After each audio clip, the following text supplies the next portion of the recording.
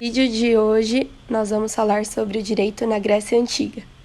Na Grécia Antiga foi onde surgiram os primeiros pensamentos de caráter filosófico. O povo grego tinha um verdadeiro interesse na busca por conhecimento, o que torna um povo conhecido por possuir uma cultura muito rica. Apesar de serem conhecidos como uma unidade, o povo grego, é importante ressaltar que a Hélade era composta por diversas cidades-estados, conhecidas como poleis, que é o singular de polis, que eram cidades autônomas que possuíam diferentes líderes e códigos morais. Porém, apesar da difícil mensuração e das diferenças entre poleis, o povo grego se tornou uma unidade em face do caráter filosófico e da valorização do saber, que eram comuns a todas as poleis e tornavam a cultura entre elas muito similar. As poleis eram comunidades, além de políticas, também religiosas, o que unia ainda mais as culturas. Por se considerarem superiores, os gregos costumavam chamar os demais povos de bárbaros, ou seja, os que usavam apenas da violência e não do intelecto. Dentre as várias cidades-estados, a responsável por espalhar o modelo político da democracia foi Atenas. O termo democratos, que aparece nas obras de Heródoto, Tucídides e nas obras A República de Platão e Política de Aristóteles, significa governo que é exercido pelos demos ou pobres. Entretanto, é imprescindível ressaltar que apenas os cidadãos podiam votar na democracia da Grécia, e eram excluídos desse grupo mulheres, escravos e estrangeiros. Ou seja, a democracia, que era considerada um modelo de participação popular, estava longe de ser inclusivo, já que excluía grande parcela da população do processo democrático. O conhecimento que possuímos sobre a legislação ateniense se refere à legislação pública e doméstica. Porém, existem muitas dificuldades que serão comentadas mais adiante em relação às fontes desse direito. Os referenciais intelectuais dessa geração são Sócrates, Platão e Aristóteles. Outras fontes literárias muito relevantes são a Ilíada e a Odisseia de Homero, que apresenta dados plausíveis para reconstruir o passado helênico. As diversas lacunas em relação ao direito na Grécia Antiga geraram a ideia equivocada de que não havia nenhum tipo de atividade legislativa. Entretanto, apesar da exiguidade de fontes, já que não foram encontradas muitas leis cuidadosamente registradas, como o Código de Hammurabi, ou rolos de pergaminhos como o Torá de Moisés, temos algumas fontes fragmentadas, desconexas e não sistematizadas que permitiram o conhecimento que temos hoje sobre o direito helênico, em sua maioria o direito privado ateniense. Os achados como a descoberta do Código de Leis da cidade de Gortina, na ilha de Creta, por Frederick Halburn, são extremamente raros, já que são concretos e fontes seguras do direito helênico. Por conta da falta de escritos ligados diretamente às atividades jurídicas, recorre-se muito aos escritos filosóficos gregos daquela época, que são mais comuns e foram encontrados. Uma das obras filosóficas mais importantes pela sua contribuição à história do direito é Política de Aristóteles, que contém alguns comentários sobre as constituições vigentes na época. É importante ressaltar, de início, que não é fácil encontrar escritos gregos que chamem a atenção para o estudo do direito. Vale dizer também que a Grécia era composta por várias ilhotas que se dão o título de cidades-estados, que eram unificadas por questão estratégica de proteção. Porém, cada cidade-estado era soberana de suas regras e vivências. Dessa maneira, existiam várias formas de encarar o direito, ou melhor, o dikaion, palavra grega associada à justiça. Assim, as leis em Esparta eram mais costumeiras, já em Atenas se abordava o direito de uma forma formal, ou seja, o direito escrito. No geral, o início do direito grego se classificava como ritualístico, consuetudinário, fundado aos antepassados e cunhado no seio das famílias. A ordem social que regia a sociedade e promoveu impactos sociais até os dias atuais era os cidadãos considerados como homens brancos maiores de 18 anos ao topo, as mulheres logo em seguida, os estrangeiros e, por fim, os escravos. Aqueles que são cidadãos eram priorizados e assim nasce o patriarcado. Além disso, uma grande diferença das outras culturas que centralizavam o poder político e jurídico nas mãos de seu soberano, no direito grego se formam os primeiros passos para uma sociedade em que haja um princípio de direito constitucional, embasado no poder que os cidadãos tinham de debate. Assim, os chefes de Estado sofrem diversas limitações de poder, não havendo classes sociais fechadas. O rei, junto aos cidadãos, decidiam o direito. Não existia concepção da origem divina do direito. Um pensamento com princípios democráticos havia surgido. Há também a ideia de que existe um direito comum a todos, que é imutável e rege o homem involuntariamente. Essa era a fase embrionária no direito grego do futuro direito natural. O direito era parte do regime político, ou seja, parte do governo da cidade, e nisso residia sua utilidade social. A literatura jurídica era a fonte de instrução e prazer para os cidadãos. O direito era aprendido vivenciando e deveriam fazer parte da educação daqueles que se enquadravam como cidadãos gregos. Dando continuidade, a praxis legislativa é um termo grego que significa conduta ou ação, sendo abordado nesse tópico como acontecia a atividade legislativa na Grécia Antiga. Diferente do que muitos acreditam, a atividade legislativa na Grécia foi muito proveitosa. No período entre 1200 a 900 a.C., os antigos gregos não possuíam leis e nem punições oficiais. Logo, os homicídios, por exemplo, eram resolvidos pelo próprio povo, geralmente pelas famílias das vítimas, que capturavam e matavam os homicidas. A prática não regulamentada gerava sangrentas soluções e sentimento de justiça para os envolvidos. Entretanto, a partir do início do século VII a.C., os gregos começaram a estabelecer leis oficiais que viriam a regulamentar as condutas dos cidadãos. A mudança mais significativa foi a transição dos mores, que eram padrões de comportamento moralmente impostos e considerados essenciais pela sociedade, para as leis escritas. Também cabe ressaltar que as constituições embrionárias, que possuíam assembleias populares responsáveis por elaborar as leis e serem aprovadas pelos cidadãos, foi uma ferramenta essencial para a estabilização das instituições políticas do Estado, notando-se uma forte relação entre o direito e a política democrática na Grécia Antiga. Muitos dos legisladores dessa época se destacaram. Os mais famosos foram Drácon, legislador responsável por estabelecer as leis escritas na Grécia Antiga. Essas leis eram consideradas severas.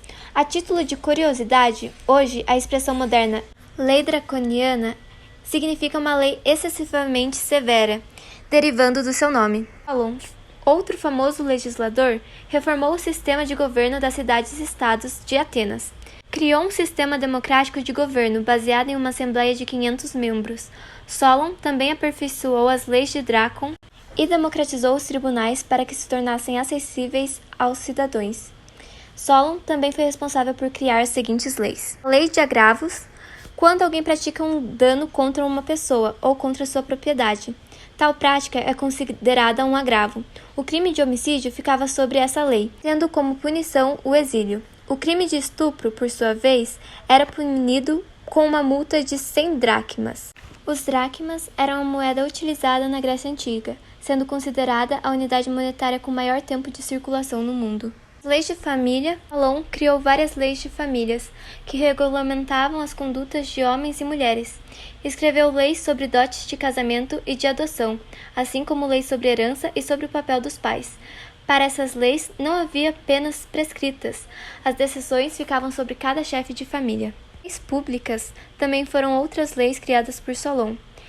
Tratavam sobre o funcionamento dos serviços públicos. Exemplos que podem ser citados são leis que restringiam a quantidade de terras que alguém poderia ter, leis que proibiam exportações de produtos agrícolas, com exceção do azeite de oliva, e leis que determinavam certas distâncias que as pessoas deviam adotar em relação aos postos públicos. As demais leis também foram criadas por outros legisladores, tais como as leis processuais, que esclareciam aos juízes como deveriam usar as leis, explicando cada passo de como elas deveriam ser cumpridas. Um exemplo é a quantidade de testemunhas que eram requeridas para que uma pessoa pudesse ser condenada por crime de homicídio. Ademais, os legisladores eram oficiais designados para os postos de escrever as leis. A maioria deles eram pessoas de classe média da aristocracia. Para que essas leis não fossem injustas e desfavorecessem um determinado grupo, os governadores asseguravam que os legisladores não tomassem partido, e devido a essa restrição, os legisladores não participavam normalmente do governo, sendo considerados forasteiros políticos. Os antigos gregos, a fim de fazer com que as leis fossem cumpridas e as penas fossem aplicadas, desenvolveram um sistema para processar, julgar e sentenciar os culpados. Por meio disso, criam-se um sistema judicial, que não possuía juízes ou advogados. O caso era julgado pelas pessoas que estavam de audiência na própria corte. Assim, em um caso normal, havia um reclamante, que alegava o ato ilícito, e um respondente, que argumentava sua própria defesa. Os jurados votavam a favor de uma parte ou da outra, resultando em um culpado e um não culpado. Em seguinte, a audiência votava novamente para dessa vez estabelecer uma punição.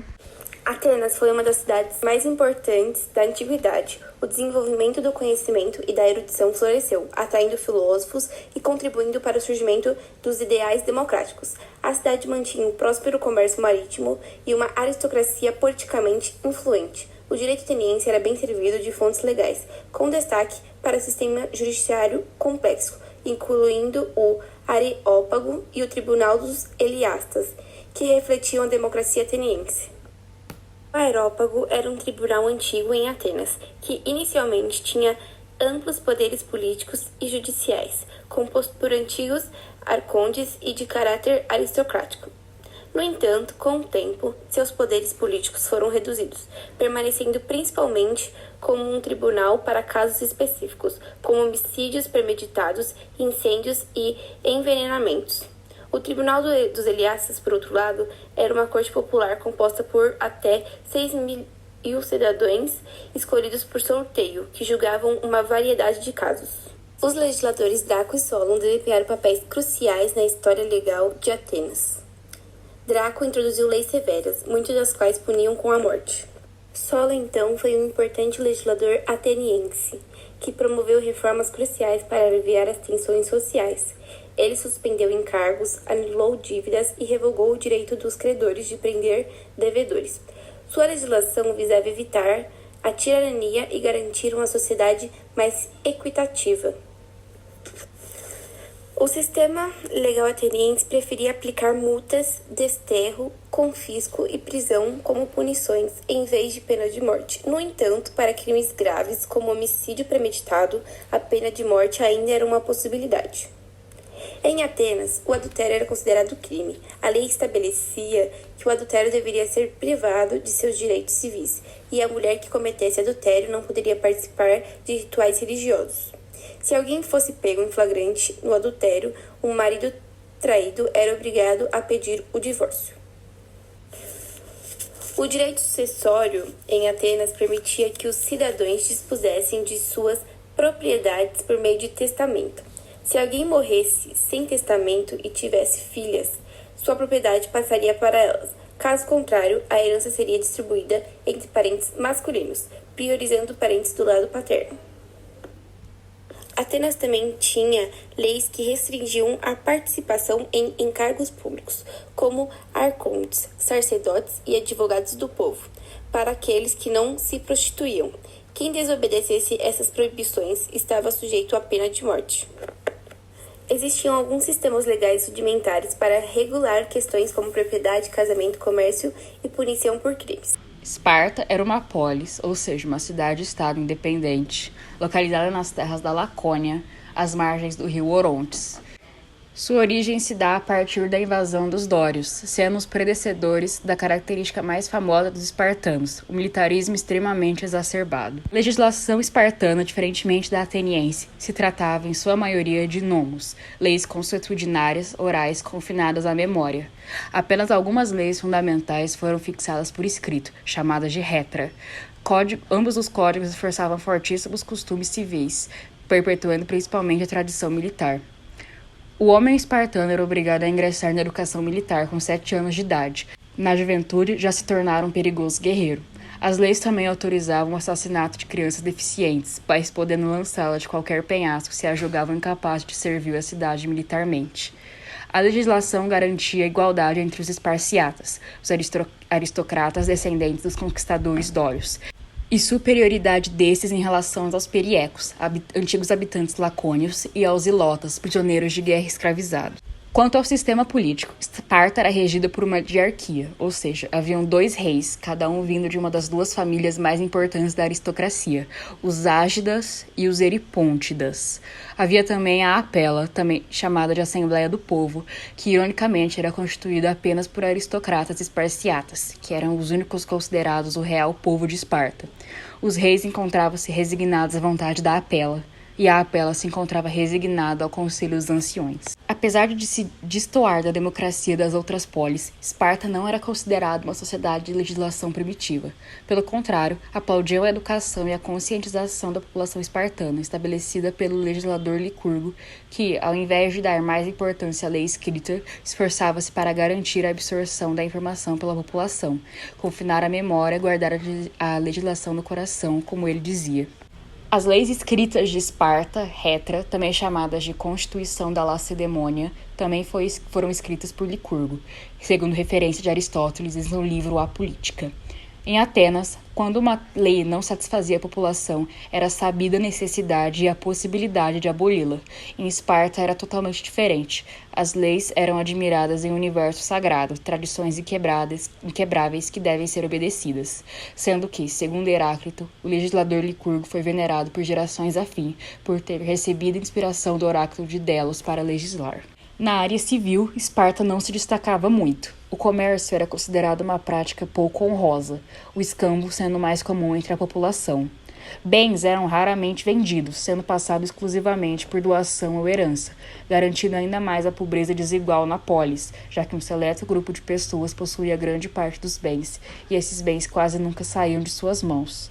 Outra regra interessante era a isenção da obrigatoriedade do serviço militar para aquele que possuía mais de 3 filhos, sendo isentos dos tributos caso tenham mais de 4. O papel feminino em Esparta também destoava das demais polis da época. Aos 7 anos, as mulheres também recebiam uma educação que era ainda mais intelectual que a dos homens. Esses focavam mais na parte física. Isso acontecia pois era entendido que homens passariam a maior parte do seu tempo em guerras, não tendo tempo de administrar seu patrimônio, tarefa que deveria ser feita pelas mulheres. Dando continuidade, é interessante analisar o direito internacional na Grécia Antiga. O fato de cada cidade-estado ser soberana contribui fortemente para que uma espécie embrionária de direito internacional se formasse. De pouco em pouco, o estado de guerra quase sempre permanente entre os gregos gerou a necessidade do estabelecimento de inúmeros tratados de paz, cada qual com os mais diferentes objetivos e resultados.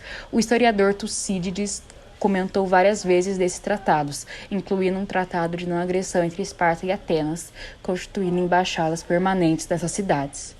Outro evento relativamente comum das relações internacionais das cidades gregas era a formação de ligas políticas, liderada por alguma potência hegemônica como Atenas ou Esparta, modelos embrionários da organização internacional moderna. Alguns exemplos são a Liga do Peloponeso, liderada por Esparta, e a Liga de Delos, liderada por Atenas, sendo que a mais antiga de todas as ligas era a Liga de Beócia, liderada pela cidade de Tebas. Hoje, o direito é uma disciplina complexa e em constante evolução, com diferentes sistemas legais em todo o mundo. Desde o sistema da common law, predominante em países de língua inglesa, até o sistema civil law, predominante em muitos países europeus. O direito continua a se adaptar às mudanças sociais, tecnológicas e políticas em nossa sociedade globalizada.